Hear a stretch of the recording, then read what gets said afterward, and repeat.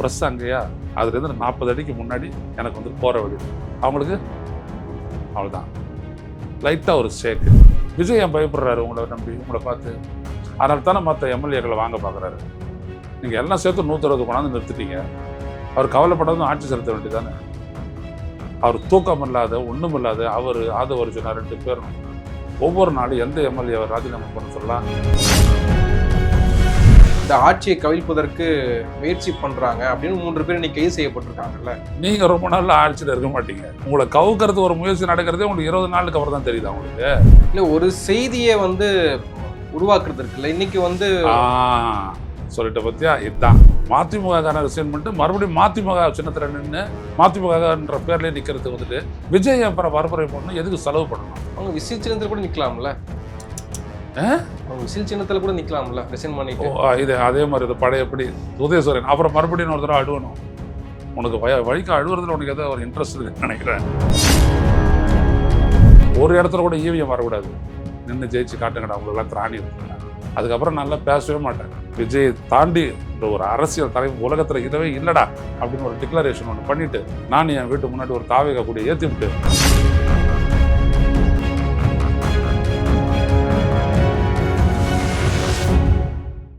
South beat நேயர்களுக்கு வணக்கம். இந்த நேர்காணலில் நாம் சிந்திப்பவர் மூத்த பத்திரிகையாளர், அரசியல் திறனாய்வாளர் திரு ஐயநாதன் அவர்கள். வணக்கம். இன்று 2 முக்கிய செய்திகள்.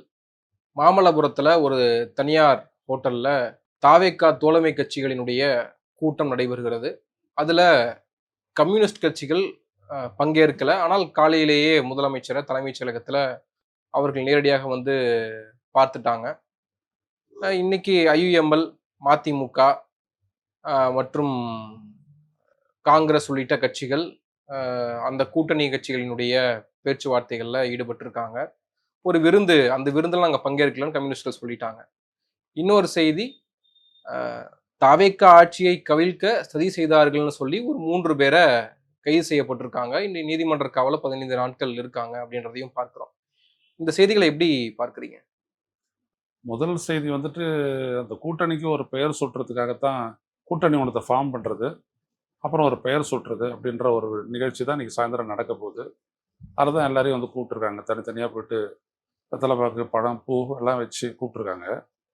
கம்யூனிஸ்ட் கட்சிகளுக்கு என்னென்னா பயங்கரமான இப்போ அவங்களுக்கு வந்துட்டு ஒரு கொள்கை ஃபீவர் ஒன்று அடிக்குது.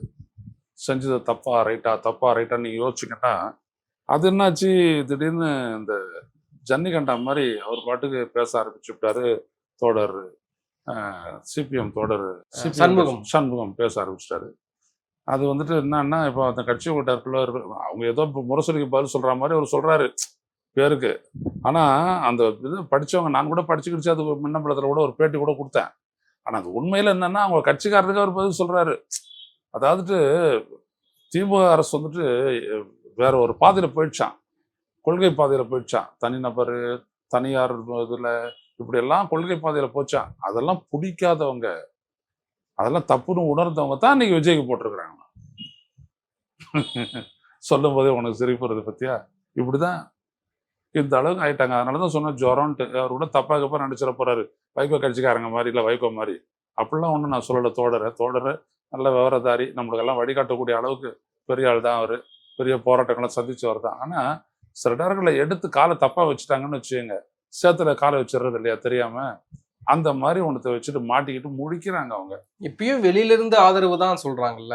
அது என்ன வெளியில இருந்துட்டு ஆதரவுன்றீங்க? அந்த கூட்டணியை விட்டுட்டு வெளியில வந்துட்டீங்க. அந்த கூட்டணியில இல்லாத, அது கொள்கை கூட்டணின்னு ஒரு கொள்கை கூட்டணி இல்லைன்னு வேற ஒரு சொன்னார். இங்க யாரையாவது ஆதரிங்க, ஒரு 2 எம்எல்ஏ வச்சுட்டு இருக்கிறவங்க ஆதரிங்க. இதான பாஜக என்ன நினைக்குதோ அதை நீங்க செய்யறீங்க. பாஜக என்ன நினைக்குது, கொசுரா இருக்கிற பார்ட்டிகளை எல்லாம் வந்துட்டு ஆட்களை சேர்த்துக்கிட்டு அவங்கள வச்சுக்கிட்டு சட்டத்தை நிறைவேற்றுவது, ஆட்சியை கவிழ்ப்பது, இந்த மாதிரிலாம் பல காரியங்கள்லாம் அவங்க செய்கிறாங்க இல்லையா. அவங்ககிட்ட ஒரு 8 எம்பி இருக்கிறான். ஓஹோ அப்படியா, ஒரு 5 பிரிச்சுட்டு வாயா அப்படின்னு சொல்லிட்டு தொட்டு கொடுக்குறாரு அவரு. உடனே ஒரு 5 பேர் பிரிச்சு ஒரு கட்சியை காலி பண்றாங்க. அப்படிதான் நீங்க என்ன பண்றீங்க, கட்சியை காப்பாற்றதான் நினைச்சுக்கிட்டு அப்படியே ஒரு கூட்டணி விட்டு விலகி இன்னொரு கட்சிக்கு ஆதரவு, இன்னொரு ஆட்சிக்கு ஆதரவு தெரிவிக்கிறீங்க. ஸோ மோடி வந்துட்டு செஞ்சா அது மதவாதம், ஆனால் நீங்க செஞ்சீங்கன்னா அது வந்துட்டு பாட்டாளி வர்க்க சர்வாதிகாரம். ஏதோ ஒன்று சொல்லிட்டு போங்க, அதை பத்தி ஒன்றும் பிரச்சனை இல்லை. ஆனா ஏற்கனவே இருந்த இடத்துல நீங்க குறை சொல்ல போதுதான் நீங்க மாட்டிக்கிட்டீங்க. இது அவங்க 2 பேருக்கு பிரச்சனை. அப்புறம் தோழர் வீரபாண்டியன் வந்துட்டு அவர் ஜுரம் இன்னும் வேற மாதிரியான ஒரு ஜுரம். அவர் என்ன சொல்றாரு, அது ஒரு ஜனநாயக கட்சி தான்றாரு. எது? தாவேகாவை ஜனநாயக கட்சி தான்றாரு. அது கிட்டத்தட்ட ஒரு மாசம் பழகுன உடனே அது அவருக்கு தெரிஞ்சிருக்குது. ஐயா ஆமா, ரொம்ப நுணுக்கமா பார்த்துருக்கிறாரு தோழர். அவங்க எப்படிலாம் செயல்படுறாங்க, எந்த அந்த மாதிரி இந்த குற்றச்சாட்டுகள்லாம் வருது, அதெல்லாம் இவ்வளோ பேர் கைது செய்யப்பட்டிருக்கிறாங்களே, இவ்வளோ குற்றவாளிகள் அது இருக்கிறாங்களே, இவ்வளோ பேர் வந்துட்டு பாலியல் சம்பவத்தில் ஈடுபட்டிருக்கிறாங்களே, இன்னொருத்த பார்த்தீங்கன்னா அந்த மாதிரி மாத்திரையை வந்துட்டு செல்ஃபோனில் வச்சு நுணுகிறானே, இந்த மாதிரி பல்வேறுபட்டதெல்லாம் பார்த்துருப்பார்ல தோழரெல்லாம், நல்லா படிப்பார்ல. அதனால் அப்போ அவருக்கு தெரிஞ்சிருக்குது, ஆமாம் ஜனநாயக கட்சியிலன்னா எப்படி இதெல்லாம் நடக்கும். ஒரு ஜனநாயக கட்சியில் தானே எல்லாரும் இருப்பாங்க. ஓ, தமிழகத்தினுடைய டெல்லி தூதரா நான் கேள்வி முடிக்கிறதுக்குள்ள நீ பாயிர, நீ ஏதோ டிஃபன் பண்ண போற போல அவங்கள வச்சா இரு கேட்டுக்க, நல்லா 4 பேருக்கு நம்ம சொல்லணும்ல விஷயத்த. அதனால இந்த மாதிரி பண்ண உடனே அவருக்கு புரிஞ்சிருச்சு, சார் தான் ஒரு ஜனநாயக கட்சியில தான் இந்த மாதிரிலாம் நடக்கும், அதான் நடக்குது. ஏன்னா ஜனநாயக கட்சியில தான் நிறைய பொய் சொல்லுவாங்க அப்படிலாம் நினைக்கிறாரு போல தோழர். அதனால ஜனநாயக கட்சின்னு அவர் கண்டுபிடிச்சு சொன்னாரு. ஸோ இதனால என்னன்னா, இதுல வேற போய் கூட்டணியில போட்டு செஞ்சாங்கன்னு வச்சுக்கோங்க, இதை படுறா இவங்களை வந்துட்டு சந்தர்ப்பவாதிகள் அப்படின்னு வேற சொல்லிடுவாங்க. அப்படின்னு இப்பவே பண்ணது சந்தர்ப்பவாதம் தான், புரியுதுங்களா? ஏன்னா இது ஜனநாயகத்தை காப்பாற்றுறதுக்கான சர்வாதிகாரம், குடியரசுத் தலைவர் ஆட்சி வர்றதுக்கு எதிரான சர்வாதிகாரம் அப்படின்னு சொல்லிட்டு தான் அவங்க வந்துட்டு ஏதோ தங்களுக்கு தாங்களே சந்தனம் தெளிச்சுக்கிட்டு பன்னீர் தெளிச்சுக்கிட்டு ஏதோ வேலை செஞ்சுட்டு இருக்கிறாங்க, புரியுதுங்களா? இதுல வேற போயிட்டா அப்புறம் அவனு வேற கார்ட்டூன் எல்லாம் வேற போடுவான், அப்புறம் இந்த மீம்ஸ் எல்லாம் வேற போடுவான், அப்புறம் இந்த ரீல்ஸ் எல்லாம் வேற போடுவான். அது எதுக்கு? அது ஒரு வாரம் தலைவலி. அது அதெல்லாம் யோசிச்சு தான் என்ன பண்ணுறேன், காலக்கத்தலை பொண்ணு சாமி எதையும் தப்பாக நடிக்காத, ஒன்றும் உனக்கு துரோக சுத்தம்லாம் எதுவும் கிடையாது, முழுமையாக ஒன்று தான் ஆதரிப்போம், உன் கூடயே தான் நிற்போம், மந்திரி சபையில் சேராதது வச்சோ, இன்னைக்கு சாயந்தரம் கூட்டத்துக்கு வராது வச்சோ அப்படிலாம் இல்லை, எங்களுக்கும் விருந்து மேலே ஃபுல்லாக நாட்டம் உண்டு, அதெல்லாம் ஒன்றும் நீங்கள் தப்பாக நினச்சிக்காதீங்க அப்படின்னு சொல்லிட்டு வந்துட்டாங்க. அதாவது மற்ற கட்சிகள் ஐயுஎம்எலா இருக்கட்டும், அல்லது காங்கிரஸா இருக்கட்டும், மதிமுகவா இருக்கட்டும், விடுதலை சிறுத்தைகள், இவங்கெல்லாம் அந்த விருந்துல பங்கேற்கிறாங்க. குறிப்பா ஐயுஎம்எல் காதர் மொய்தீன் அவர்கள் ஒரு பேட்டி கொடுத்திருந்தார் புதிய தலைமுறைக்கு. அந்த பேட்டியில் என்ன சொல்றாரு, அதிமுகவும் திமுகவும் இணைவதாக சொல்லப்பட்டுச்சு, அது எனக்கு சுத்தமா புரியல, என்ன பேசுறாங்கன்னே அவர் சொல்வதே. ஸ்டாலின் அவர் இங்கிலீஷ்ல பேசிருக்கிறாருன்னு நினைக்கிறேன். ஏங்க இதுல என்னங்க இருக்குது? ஆட்சி வைக்கிறதுக்கு முயற்சி எடுக்கிறாங்க, நீங்க வந்துட்டு பிஜேபியினுடைய கையான்னு சொன்ன விஜயை ஆதரிக்கிறீங்க.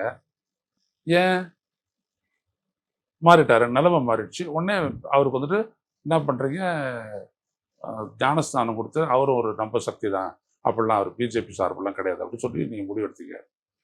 அதே மாதிரி ஒரு ஞானஸ்தானத்தை வந்துட்டு திமுக தலைவர் அண்ணா திமுக பொதுச் செயலாளருக்கு கொடுக்கக்கூடாதா? அதுன்னு அது உங்களுக்குன்னு ஒரு எக்ஸ்க்ளூசிவ் அத்தாரிட்டியா? ஆட்சி அமைக்கணும். நீங்க என்ன சொல்றீங்க, குடியரசுத் தலைவர் ஆட்சி வரக்கூடாது. ஸ்டாலின், நான் இருந்திருந்தேன் ஒரு வேலைன்னு வச்சுக்கோங்க, ஸ்டாலின் அப்படி சொன்னாரா இல்லையான்னு எனக்கு தெரியாது, ஏன்னா இப்போ யாரு போய் சொல்றா என்ன அப்படின்னே தெரியாது. ஏன்னா வைகோ அன்னைக்கு நேற்று இப்படின்றாரு, முந்த நாள் அப்படின்றாரு, நேற்று இப்படின்றாரு, பத்திரிகையாளர்களுக்கே கோவம் வந்துருச்சு. நாங்க நீங்க அப்படின்னு உனக்கெல்லாம் நான் பதில் சொல்லணுமா, அங்க இருந்தா நான் அப்படி இருப்பேன், இங்க இருந்தா நான் இப்படி இருப்பேன் அப்படின்ட்டு அவர் வேஷம் போடுற மாதிரி அவர் கதை சொல்லிட்டு போறாரு. கூட்டணியிலிருந்து சொல்லக்கூடாது அப்படின்றாரு. அது அப்புறம் வருவோம், அண்ணனுக்கு வைகோ அண்ணன் கிட்ட அப்புறம் வருவோம். மெதுவாக அவர் எங்க போயிட போறாரு, இவரு தான் ரொம்ப முக்கியமானவர்.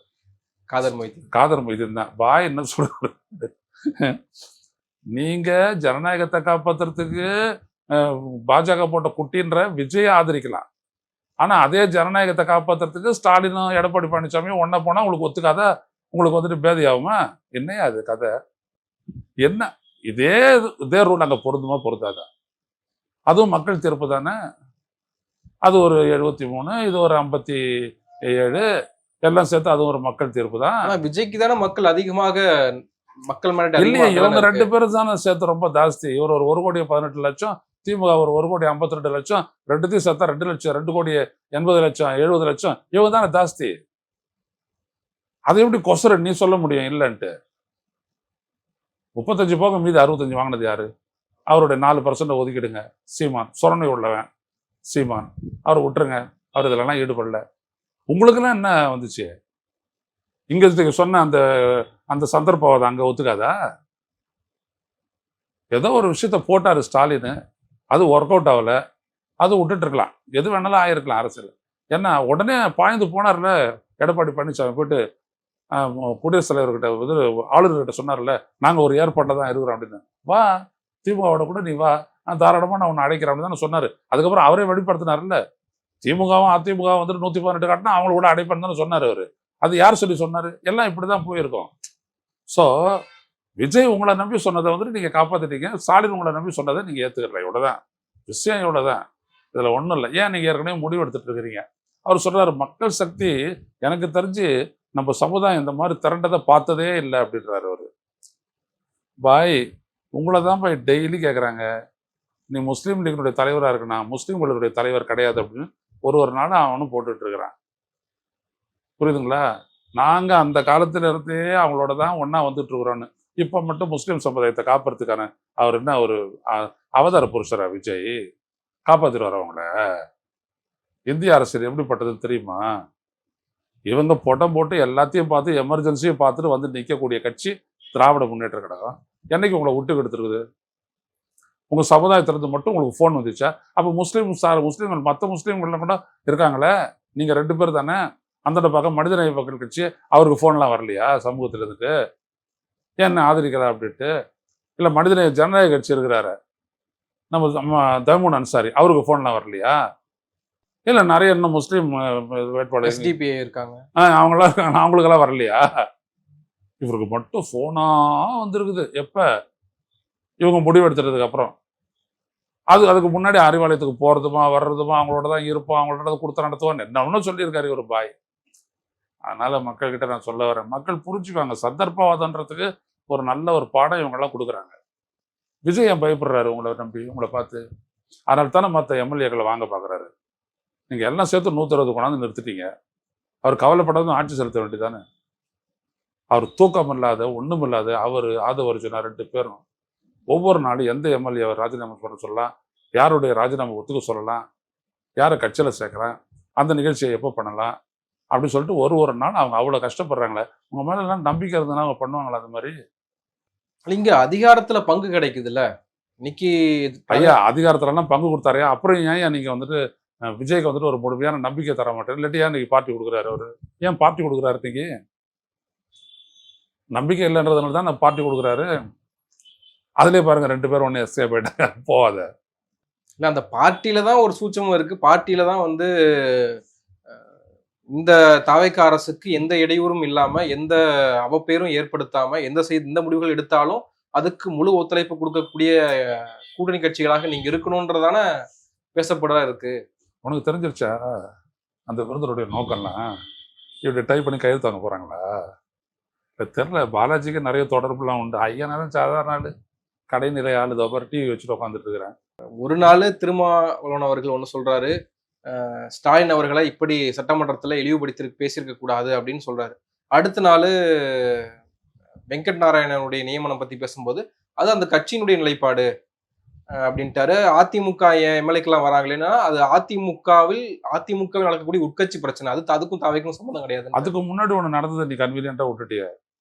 எங்க தலைவர் எது பேசுனாலும் நீங்க ரொம்ப நாள் பேசாதே இருக்கிறீங்க, வாய் திறக்காத இருக்கிறது, இது சரியில்லை என்ன அப்படின்னு சொன்னார்ல ஒருத்தர். கேட்டியா இல்லையா? யாரு? அது ஒரு சின்ன தானே சொன்னார் திருமாவளவனை பார்த்து. உடனே திருமாவளவன் பாரு அடுத்த நாள் எப்படி ஒரு பல்ட்டி அடிச்சாரு. அதாவது ஒன்று சொல்லுவாங்க, வட சென்னையில் ஒரு பழமொழி உண்டு, குரங்கு கேள்வியானாலும் பல்ட்டி அடிக்க மறக்காதுன்னுவாங்க.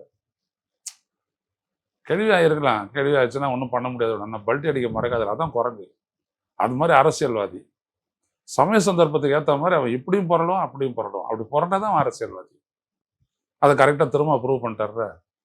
அன்னைக்கு அதை சொன்ன கோச்சுக்கிட்ட இன்னைக்கு பாரு இதை சொல்கிறேன் எப்படி சொன்னார் பாருங்க. அது அவருடைய ப்ரிராகேட்டிவ், அதை அவர் செய்கிறாரு. அதில் ஒன்றும் தப்புக்கு இப்பெல்லாம் ஒன்றும் இல்லை. ஏன்னா ஒரு ஸ்டெப்பு அதிகமாக போய் அந்த வெங்கட் நாராயணா வந்துட்டு உள்ளபடி எஃபிஷியன்ட் தான், நான் கூட கேள்விப்பட்டிருக்கேன் அப்படின்னு ஒரு பிட்டு ஒன்று சேர்த்து போடல, அவ்வளோதான். மற்றபடி திருமாவே 1000 இருக்கட்டும், திருமா ஒரு நல்ல தலைவர் விடு. சமய சந்தர்ப்பம் அப்படி செய்ய சொல்லுது, பேச சொல்லுது, கட்சிக்காரன் வேற கூட்டு தள்ளுறான், என்ன பண்றது? இந்தாண்ட முன்னாடி போகணும், கட்சிக்காரன் பின்னாடி இருந்து தள்ளுறான். அந்தாண்ட நீ முன்னாடி வான்னு சொல்லிட்டு தாவேகாரன் பிடிச்சி எடுக்கிறான். பாவம் என்ன பண்ணுவார்? ஏதோதான் பேசுறாரு. ஆனால் இதுல இன்னொரு செய்தி, இந்த தாவேகா எம்எல்ஏக்களை வந்து இந்த ஆட்சியை கவிழ்ப்பதற்கு முயற்சி பண்றாங்க அப்படின்னு 3 பேர் இன்னைக்கு கைது செய்யப்பட்டிருக்காங்கல்ல. என்னைக்கு அவங்க ஆட்சியை கவிழ்க்கிறதுக்கு முயற்சி பண்ணாங்க? இல்ல நம்பிக்கையில்லா தீர்மானத்தின் 13ஆம் மீது. தேதி நம்பிக்கையில்லா தீர்மானம் வந்துச்சியா? அதான் நம்மளாம் டிவியில பார்த்துட்டு இருக்கிறோம்ல. அதுக்கு முன்னாடி தானே பண்ணியிருக்கணும். அது 13ஆம் தேதி முடிஞ்சு 20 நாளைக்கு அப்புறம் தான் அது உங்களுக்கு செய்தியே தெரிய வருதா? நீங்க ரொம்ப நாள்ல ஆட்சியில இருக்க மாட்டீங்க. உங்கள கவுக்கறதுக்கு ஒரு முயற்சி நடக்கிறதே உங்களுக்கு 20 நாளுக்கு அப்புறம் தான் தெரியுதா உங்களுக்கு? ஒரு பக்கம் நீங்க பாட்டுக்கு வாங்கிட்டு இருக்கிறீங்க, இன்னொரு பக்கம் இன்னொரு தடவ விற்பனை ஆகி போயிட்டான்னா என்ன பண்றது? அப்ப ஆதவ அர்ஜுன் அவனுடைய அந்த முயற்சிகளுக்கெல்லாம் என்னதான் இல்ல பலன்? அதிமுக, திமுக எம்எல்ஏக்கள் மாதிரி இல்ல. தவிக எம்எல்ஏக்கள் வந்து உறுதியாக இருக்காங்க. அதனுடைய வெளிப்பாடு தான் வந்து அவங்க ஊத்தங்கரை எம்எல்ஏ சொன்னதுனால தான் இன்னைக்கு 3 பேர் கைது செய்யப்பட்டிருக்காங்க. என்னைக்கு சொன்னாரு ஊத்தங்கரை எம்எல்ஏ? எப்ப அவரோட பேரம் பேசுனாங்களா? நம்பிக்கை தீர்மானம் அப்படின்றது நம்பிக்கை தீர்மானம் அது. 13ஆம் தேதி நடந்துச்சு. ஸோ அதுக்கு முன்னாடி ஒரு வாரத்துக்கு முன்னாடி 10 நாளைக்கு முன்னாடி அப்படி பேசுனாங்க. அது 4ஆம் தேதி வந்துட்டு தேர்தல் முடிவு வந்துருச்சு. அதுல இருந்தே அவங்க பேசுறாங்கன்னா பரவாயில்ல. எல்லாம் நம்பிக்கை தீர்மானம்லாம் எடுத்து முடிச்சுட்டு இன்னும் ஒரு 6 மாசம் 8 மாசம் 10 மாசத்துக்கு பிரச்சனையே இல்லை அப்படின்னும் போது வந்துட்டு பேசுவாங்களாமா? என்னங்கடா கதை விடுறீங்க நீங்க? இப்ப பாருங்க பாஜக அவங்க வந்துட்டு சிவசேனையில இருந்து 6 பேரை உடைச்சாங்க. எப்போ உடைக்கிறாங்க? நாடாளுமன்ற கூட்டத்தொடர் வரப்போகுது. அதுக்கு முன்னாடி உடைக்கிறாங்க இல்லையா? அப்படித்தானே செய்வாங்க. நாடாளுமன்ற கூட்டத்தொடர்லாம் முடிஞ்சு சட்டத்தெல்லாம் சட்டம் கொண்டு வரக்கூடிய சட்டம் ஃபெயிலியர் ஆன உடனே அதுக்கப்புறம் வாங்க போவாங்களா அவங்க? மோடி என்ன டைம்லயே செய்யறாரு? அதே டைம்ல தானே உங்களுக்கு எதிராக இருக்கிறவனும் செய்வான். லாஜிக்கலா பேசுங்க. இல்ல ஒரு செய்தியை வந்து உருவாக்குறது இருக்குல்ல. இன்னைக்கு வந்து சொல்லிட்ட பத்தியா? இதுதான் இவங்கெல்லாம் இன்னும் பெரிய அதாவது ஹிட்லர் கூட இருந்தாங்க, அவன் பேர் என்ன, கோயபல்ஸ் அப்படின்னு இவங்க நினைச்சிட்டு இருக்கிறாங்க. நம்மளுக்கு ஒரு கோயபல்ஸ் தான் தெரியும். இந்த பைசப்ஸ்ல வந்துட்டு கட்டிட்டு இருக்கிறாரு அவர் தான் ஒரு கோயபல்ஸ் நினைச்சோம். இப்போ இவங்க 2 பேரும் அவர் காம்படிட்டர்ஸ் போல. துரை வைக்கவோ சொல்றீங்களா? துரை வைக்கவோ சொல்றீங்களா? இல்ல தெரியும்ல யாரு பைசப்ஸ் எல்லாம் போட்டு கட்சி வளர்க்குறாங்கன்ட்டு. கட்சியை எங்க வளர்ப்பாங்க? கொள்கையில வளர்ப்பாங்க, பொதுக்கூட்டத்தில் வளர்ப்பாங்க, பேசி வளர்ப்பாங்க. பைசப்ஸ்ல போட்டா வளர்ப்பாங்க. பைசப்ஸ்ல ட்ரைசப்ஸ்ல எல்லாம் வந்துட்டா கட்சி இருக்குது. ஏன் ஒல்லியா இருக்கிற கை இருக்கிறவனெல்லாம் அதுக்கப்புறம் கட்சியை வைக்க மாட்டானா? லூஸ் தனமா இருக்குது. அப்பதான் அந்த ஹிட்லர் காலத்துல தான் என்ன பண்ணுவாங்க, எஸ்எஸ் ட்ரூப்ஸ்னு பேரு. அது பேர் அடிதடிப்பு ஆட்களுடைய ட்ரூப். அவங்க தான் இந்த மாதிரி போட்டு வச்சிருப்பாங்க. அவங்களுடைய தலைவரான ஹிட்லர் கூட சம்டைம்ஸ் அதை போட்டிருப்பாரு. அது இந்த காலகட்டத்தில் ஜனநாயக அரசியல் இருக்கிற ஒருத்தன் போடுறான். படித்தவன், பண்புள்ளவன், உலக வரலாறு தெரியல. அவங்க அப்பா கிட்ட கேட்டால் சொல்ல எம்எல்ஏ ஜோலா அப்படின்னு யாரு? அண்ணா வைகோவை விட்டினா போதும். அதான் இந்த வீட்டில் இருக்கிற பிள்ளைங்க அப்பா பண்ணுற அரசியலை பற்றியே தெரியாது. பொதுவாக நீ யாரையும் தப்பாக எடுத்துக்காத. தெரியவே தெரியாது. தெரிஞ்சிருந்தா அவர் எம்எல்ஏ ஜோலா சிறையில் இருந்தாது, எழுதிய கடிதங்கள், எழுப்பிய புரட்சி முழக்கங்கள், டாப்பும் டப்பார் டிப்பியர் அப்படின்றதெல்லாம் வந்துட்டு அந்த வாயில் அவர் பட்டாசு வச்சதெல்லாம் வந்துட்டு தமிழ்நாட்டு மக்களுக்கு தெரியும். ஆனால் வீட்டில் இருக்கிறவனுக்கு தெரியாது. அவர் ஒன்று இங்கே ட்ரைசப்ஸ் பைசப்ஸ் வந்துட்டு கட்சியை வச்சு வளர்க்குறாரு. அவர் வளர்த்த வளர்ப்பு என்னன்றது தெரியும். எம்எல்ஏக்கள் 2 பேரும் நாங்கள் பண்ண மாட்டோம், நீ பண்ணு, நாங்களும் பண்ணுறோம். நாங்கள் தான் திமுக ஆதரவில் நின்னோம், நீ மட்டும் யார் ஆதரவில் நின்ன? யார் ஆதரவில் நின்ன? நீ மட்டும் அகில இந்திய காங்கிரஸ் கமிட்டியினுடைய ஆதரவில் அன்பு ஜெயிச்ச திருச்சி மக்களவை தொகுதியில் நீயும் பண்ணுனாங்க. அதோட முடிஞ்சிடுச்சு அந்த கதை. அதுலேருந்து அவங்க வெறுப்பு தட்டி அவங்க கத்திட்டு இருக்கிறாங்க. அது வேற கதை. அதை விடுங்க. நான் இவங்கள சொல்கிறேன். இந்த மாதிரி இவங்க 2 பேர் ஆயிட்டாங்க. இவங்க திடீர்னு ஒரு செய்தியை ஒன்றத்தை விட்றீங்க அப்படின்னோம்னா அந்த செய்திக்கு அர்த்தம் முடியாது. ஏன்னா ஒருத்தர் 3 பேர் தூக்கி உள்ள போட்டீங்க, உடனே இந்த மாதிரிலாம் நீங்க பண்ணுவீங்களா? இல்ல திமுக ஆளுநருக்கு கடிதம் எழுதுறாங்க. லீகலா அவங்க திமுக எம்எல்ஏக்களை ராஜினாமா பண்ண சொல்லி முதலமைச்சர் குதிரை பேரத்தில் ஈடுபட்டிருக்காரு, மதிமுகவுடைய வைகோ அவர்களே வந்து வெளிப்படையா சொல்லியிருக்காருன்ற ஒரு ஆளுநருக்கு கடிதம் எழுதுகிற போது, நடவடிக்கை எடுக்கணும்னு கடிதம் எழுதுகிற போது இந்த செய்தி வருது. அப்போ நீங்க அதை பண்ணீங்கன்னா நாங்க இதை பண்ணுவோம் தானே தாவேகா அந்த ஸ்டாண்ட் எடுக்கிறாங்க. இது நல்லா ஊர் ஃபுல்லா போயிட்டு அவர் வெளிப்படையா பேசினவர். அண்ணன் வைகோவை பத்தி உங்களுக்கு தெரியும். அவர் உளர்னாலும் சரி, பேசினாலும் சரி, வெளிப்படையா தான் அவர் பேசுவார். எதுலையுமே அவர் வந்துட்டு பஞ்சம் வைக்க மாட்டார். அதான் அவர் சொன்னார் முதல் நாடு, ரிசைன் பண்ணுங்க, நான் வந்துட்டு ரிசைன் பண்ண சொல்லுங்க, நான் வந்துட்டு பரப்புரை பண்ணி ஜெயிக்க வைக்கிறேன் அப்படின்னு விஜய் சொன்னாருன்னு கவுத்தார். நான் அன்றைக்கே சொன்னேன், இப்படி நிச்சயம் விஜய் சொல்லியிருக்க மாட்டார் அப்படின்ட்டு. என்ன காரணம்னா, மறுபடியும் ரிசைன் பண்ணிட்டு மறுபடியும் அவங்க மதிமுக சார்பிலே போட்டிடுவாங்களாம். அதுக்கு அவர் வருவாராம். அவரையும் வரப்போறாரு. மதிமுக ரிசைன் பண்ணிட்டு மறுபடியும் மதிமுக சின்னத்துல நின்று மதிமுகன்ற பேர்லயே நிக்கிறதுக்கு வந்துட்டு விஜய் அப்புறம் பரப்புரை பண்ணணும், எதுக்கு செலவு பண்ணணும்? அவங்க விசில் சின்னத்துல கூட நிக்கலாம்ல. அவங்க விசில் சின்னத்துல கூட நிக்கலாம்ல ரிசைன் பண்ணிட்டு. இது அதே மாதிரி இது பழையபடி உதயசூரன் அப்புறம் மறுபடியும் ஒரு தடவை அடுவணும். உனக்கு வைகோ அழுவுறதுல உனக்கு ஏதோ ஒரு இன்ட்ரெஸ்ட் இருக்குன்னு நினைக்கிறேன். மறுபடியும் வைகோ வந்துட்டு நான் எவ்வளவு கதறி இருக்கிறேன் அப்படின்னு விட்டுங்க. அந்த மாதிரி அப்படி சொல்றாங்களா இவங்க? அப்புறம் மறுநாள் வந்துட்டு மாத்திக்கிட்டார். சொன்னது நான் தான். அவரை வாங்க பரப்புரைக்குன்னு அழைச்சாராம். எப்படி தமிழ் தடுமாறுது பாருங்க வைகோ அண்ணனுக்கு.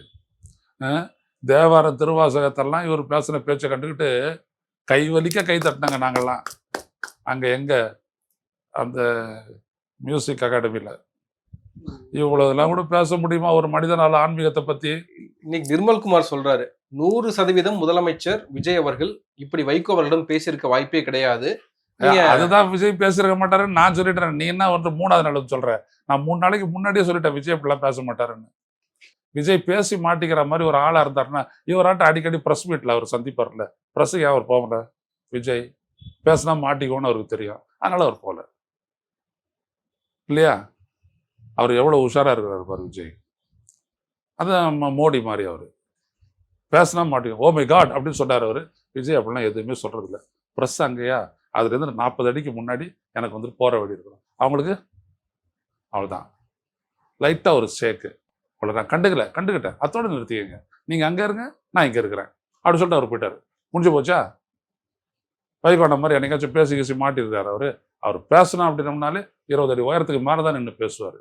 அது கீழே இறங்கி வந்து பேசுனதே இல்லையா? சட்டமன்றத்தில் வேணா கீழே இறங்கி நிற்கிறான், அது மக்களுக்கு ஒரு மரியாதை. மற்றபடி அவர் எங்க நிற்பாரு? கீழே இருந்து மேலே ஏறி, மேலே இருந்து பஸ்ல ஏறி, பஸ்ல இருந்து ஒரு ஏடி போட்டு ஏறி பஸ்ஸுடைய டாப்புக்கு போய் தான் பேசுவார் அவரு. அப்பதானே வந்துட்டு அந்த உலக பார்வை கிடைக்கும். அப்படிதான் பேசுவார் அவரு. ஸ்டாலின் ஓய்வு எடுத்துக்கிட்டோம், நீங்க வந்து கடந்த 5 ஆண்டுகள்ல வந்து செய்த மக்களுக்கான கெடுதல்களை மன்னிப்பு கேட்டுக்கிட்டு நீங்க ஓய்வு எடுத்துருங்க அப்படின்னு நிர்மல்குமார் சொல்றாரு. இல்ல ஓய்வுலாம் எடுக்க வேணாம். உங்க அளவுக்கு அரசியல் பண்றதுக்கு ஸ்டாலினுக்கு தெரியல. அதான் அவர் சொல்ல வர்றது. அவருடைய பாயிண்ட் அதானே இல்ல. நான் பார்த்துருக்கிறேன். இப்போ நிர்மல்குமார் வந்துட்டு பல கட்சி ஆர்எஸ்எஸ்ல பயிற்றுவிக்கப்பட்டிருக்காரு. அது வந்துட்டு ஆக்ஸ்போர்டு அந்த பல்கலைக்கழகத்துக்கு ஈடான ஒரு கல்வியை அவங்க போதிச்சிருப்பாங்க. அறிவு கட்டுப்பட்டிருப்பாரு. அதுக்கப்புறம் இன்னொரு கட்சி வர்றாரு, அப்புறம் அதிமுக வர்றாரு, அப்புறம் அங்கேருந்து போறாது, அந்த கட்சி ஒன்றும் உருப்படாதுன்னு புரிஞ்சுக்கிட்டாரோ என்னவோ தெரியல. அங்கேருந்து நேராக வந்துட்டு புஷி ஆனதை பார்த்து அந்த மாபெரும் தலைவருடைய கையை பிடிச்சிட்டு போய் தான் விஜயோட போய் சேர்ந்து இன்னைக்கு விஜயனுடைய கருத்தை இந்தாண்ட பக்கம் ஆதவர்ஜனை பலப்படுத்துறாரு, இந்தாண்ட பக்கம் இவர் நிர்மல்குமார் பலப்படுத்துறாரு. அப்படியாப்பட்ட தலைவர். நீங்க ஒரு அகாடமி ஆரம்பிங்க. அகாடமி ஆஃப் பாலிடிக்ஸ்ல நீங்க 2 பேரும் சேர்ந்து ஆரம்பிச்சீங்கன்னா அதில் நம்ம ஸ்டாலின் அனுப்பி அரசியல் கற்று வைக்கலாம். ஏன் ஓய்வு எடுக்கலாம் சொல்றீங்க? எவ்வளவு அரசியல் உங்களுக்கு தெரியும். உங்ககிட்ட ஒரு துறையை கொடுத்தாங்க, படிச்சுன்னு இல்லை, ஊர் ஃபுல்லா நைட் ஆச்சுன்னா டார்க் ஆகிடும். பகலெல்லாம் கூட கரண்ட் இருக்கும், நைட் ஆச்சுன்னா டார்க் ஆகிடும். 12-1 மணி வரைக்கும் மிட் வராது கரண்ட். அவ்வளவு கெப்பாசிட்டி உள்ளவர் தான் இவரு. அரச கவிழ்க்க முயற்சி செய்ததுல நீங்க தோல்வி அடைஞ்சிட்டீங்க, உங்களுக்கு அரசியல் செய்ய தெரியல அப்படின்ற. அதான் சொல்ல வர. நீ அகாடமி வை, ஸ்டாலின் அனுப்புற படிக்கிறதுக்குன்றேன். நான் சொல்லுவேன்ல, எழுதுவேன்ல. நீங்க ஐயா ஸ்டாலின் அவர்களே ஒரு அகாடமி தொடங்கி இருக்கிறாங்க. நீங்க சும்மா பெரியாரு அண்ணா, பெரியாரு அண்ணா, இது அம்பேத்கர் இப்படிலாம் பேசிட்டு இருக்கிறீங்க. அதெல்லாம் வேண்டாம். போங்க, இங்க நிர்மல்குமார் அப்படின்ற ஒரு பேராசிரியர் வந்திருக்கிறாரு, இவர்கிட்ட நீங்க போங்க. ஆதவர்ஜனான்னு ஒரு பேராசிரியர் வந்து நீங்க விசிட்டிங் ப்ரொஃபஸர், அங்க போய் நீங்க அரசியல் கத்துக்கன்னு சொல்லலாம்ல. ஸ்டாலினுக்கு என்ன அரசியல் தெரியுது? எதுவுமே தெரியாது. அவர் இவ்வளவு நலத்திட்டங்களை பண்ணிட்டாரு. இன்ன வரைக்கும் விஜய் வர வழி இல்லாத அதெல்லாம் நிறைவேற்றிட்டு இருக்கிறாரு இல்லையா? விஜய் சொன்னது எதாவது நிறைவேற்ற முடிஞ்சுதா? முடியல. ஏன்? அவருக்கும் அரசியல் தெரியல, ஸ்டாலினுக்கும் அரசியல் தெரியல. அவர் எதாவது செஞ்சு விட்டாரு. ஸோ நீ ஒரு அகாடமி ஒன்று ஆரம்பி, அங்கே அனுப்புவோம் ஸ்டாலின். ஏங்கடா லூசு மாதிரி பேசிட்டு இருக்கிறீங்க? எதையாவது ஒன்று புழுவணும் அப்படின்னோம்னா அதுக்கு கூட உங்களுக்கு சீசண்டாக இருக்கணும். இப்படிலாம் அரசியல் பண்ணிட்டு தமிழ்நாட்டில் நீங்கள் ஒன்றும் பண்ணிட முடியாது. ஸ்டாலினுக்கு எதிராக உங்களையும் பார்ப்பாரு ஸ்டாலின், உங்களுக்கு மேலே இருக்கிறவனையும் பார்ப்பாரு. அந்த அளவுக்கு தான் அரசியல் அவருக்கு. புரியுதா? ஆனால் நீங்கள் ஒன்றும் சும்மா அதெல்லாம் பேசிட்டு இருக்காதீங்க. அவர் தோற்கடிக்கப்பட்டிருக்காருல்ல எலெக்ஷன்ல. அது யாரை வேணாலும் தோற்கடிக்கலாமே. ஒன்று கூட தான் ஜெயிக்க வச்சிருக்கிறாங்க. அங்கே என்னத்தை கிழிச்சிங்க நீங்கள்? எங்கள் திருப்பரங்குன்றத்தில் தாவேக்கு என்ன கிழிச்சுது? என்ன ஸ்டாண்டு உங்களுக்கு? அவங்க 2 பேரும் போட்டு ட்ராமா போடுறாங்க. ட்ராமா போடுறதுக்காக தான் உங்களுக்கு ஓட்டு போட்டாங்களா? ட்ராமாவே இந்த பிள்ளைங்களுக்கு போட தெரியல பாரு ஐயா, அப்படிதான் ஓட்டு போட்டாங்களா உங்களுக்கு? ஏன் ஓட்டு போட்டாங்கன்றது மக்களுக்கு தெரிஞ்சதுன்னா அவங்க ஏன்டா இவ்வளோ அவஸ்தைப்படுறாங்க? நம்ம மக்களுக்கு ஏன் ஓட்டு போட்டோம், யார் ஓட்டு போட்டது, எப்படி அவங்க ஜெயிச்சாங்க, எதுக்கு இந்த புள்ள வந்துட்டு ஆட்சியில் உட்காந்துட்டு இருக்கிறான், உட்காந்துட்டு இந்த மாதிரி சட்டப்பேரவையில் அந்த மாதிரி பார்த்து முடிக்கிறாரு. எது எப்படி நல்லா நடந்துச்சு அப்படின்னு இன்ன வரைக்கும் கிள்ளி பார்த்துக்கிறாங்க, ஊசியால குத்தி பார்த்துக்கிறாங்க. ஜனங்களுக்கு ஒண்ணுமே புரியலையா? நீங்க வந்துட்டு அரசியல் வகுப்பு எடுக்கிறீங்க, பொடலங்காய் வகுப்பு எடுக்கிறீங்க. சவால் விட்டுறதுன்னா யார் வேணாலும் என்ன வேணாலும் சவால் விட்டுக்கிறலாம். புரியுதுங்களா? ஸ்டாலின் தோற்கடிக்கப்பட்டாரு, அவருக்கு ஒன்றும் தெரில அப்படின்ட்டு ஏற்கனவே அந்த மாதிரி தான் ஆதவ அர்ஜுனா பேசினாரு. ஒன்றும் வேணாம், உங்களுக்கெல்லாம் அரசியல் தெரியும் இல்லைங்களா? இந்த உள்ளாட்சி தேர்தல் வருது, இவிஎம்மே கிடையாது. 2 பேருக்கு சேர்த்து சவால் விட்டுறேன், இவிஎம்மே கிடையாது. எல்லாம் வாக்குச்சீட்டு தான். மேயராக இருந்தாலும் சரி, வார்டாக இருந்தாலும் சரி, எல்லா இடத்துலையும் வாக்குச்சீட்டு தான். வைங்க தேர்தல், ஜெயிச்சு காட்டுங்க பார்ப்போம். அதுக்கப்புறம் நல்லா பேசவே மாட்டேன். விஜய் தாண்டி இந்த ஒரு அரசியல் தலைவர் உலகத்தில் இல்லவே இல்லைடா அப்படின்னு ஒரு டிக்ளரேஷன் ஒன்று பண்ணிட்டு, நான் என் வீட்டு முன்னாடி ஒரு தாவேகா கூடிய ஏற்றி விட்டு பேசாத இருந்துடுறேன். ஆனால் வாக்குச்சீட்டில் தேர்தல் தைரியம் இருக்குது அவங்களுக்கு. ஏன்னா தமிழ்நாடு தேர்தல் ஆணையம் தான் அதை நடத்தும் போது ஒரு இடத்துல கூட ஈவிஎம் வரக்கூடாது, ஒரு இடத்துல கூட வரக்கூடாது. நின்று ஜெயிச்சு காட்டுங்கடா அவங்களுக்குலாம் திராணி இருந்ததுன்னா. சும்மா பேசுறீங்க, கொடுத்துருக்குறாங்க உங்களுக்கு, அதை வச்சுக்கிட்டு கரண்ட் கட்டி ஏன்டா வந்துச்சுன்னா பதில் சொல்ல முடியல, கேட்டால் ஃபீஸ் கேரியரை பிடிக்கிட்டு போயிட்டான் அப்படின்றீங்க. ஆவடியில் போட்டுங்கன்னா தாம்பரத்தில் வந்துட்டு பவர் கட் ஆகுமா? சட்டசபையிலேயே உங்களை வந்துட்டு இழுத்து விட்டார்ல அவர் சிவசங்கர். நீங்கள் மத்தியானம் பிடுங்க, நீங்கள் நைட்டுலேயே பவர் கட் ஆகுது, அப்போ எங்கே எப்போ வந்துட்டு ஃபீஸ் கேரியரை போட்டீங்க அப்படின்னு திருப்பி கேட்டார் அவர். எல்லாம் கத்துக்குட்டியாக இருக்கலாம், தப்பே இல்லை.